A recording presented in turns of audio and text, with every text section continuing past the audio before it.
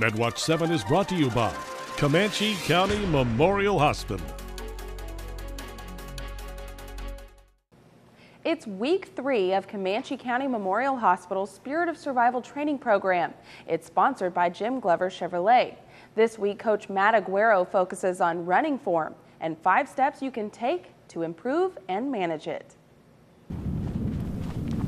It's a common problem runners and walkers suffer from and may not even know it: poor running form. A lot of runners, when they start running and getting tired, your form just gets bad. Training coach Matt Aguero says that can slow your race time down, and if not corrected, it can lead to injury. How can you improve your running or walking form?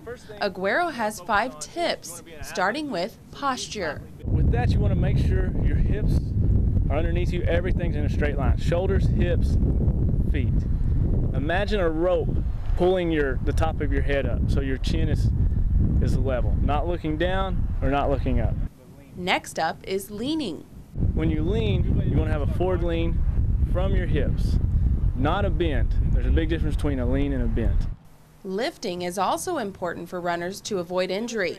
Aguero says many athletes push off rather than lift off, and that's not good for your body. When you're lifting, you're using your big muscles, your hamstrings and your calves, rather than your shins and your quads. A lot of times this will prevent shin splints if you're having shin splints. How you land also affects your running performance. Aguero recommends taking it easy on your heels. The way your foot is designed, you have an arch that'll give you a little leeway when you land. If you're landing on the heel, you're not getting any of that bounce. So you want to try to land on the mid or your forefoot.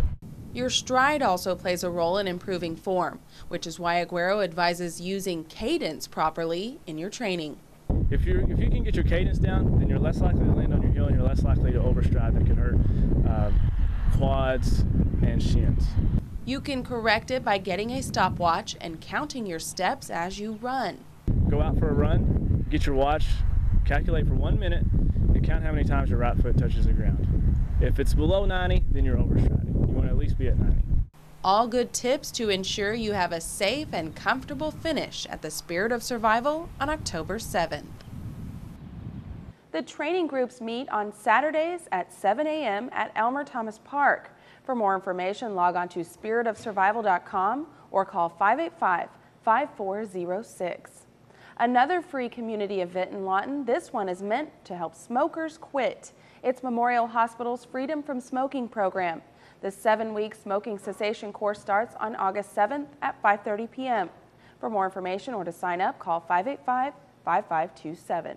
For MedWatch 7, I'm Terry Armstrong. MedWatch 7 has been brought to you by Comanche County Memorial Hospital. For transcripts, click on the MedWatch link at kswo.com or go to ccmhonline.com.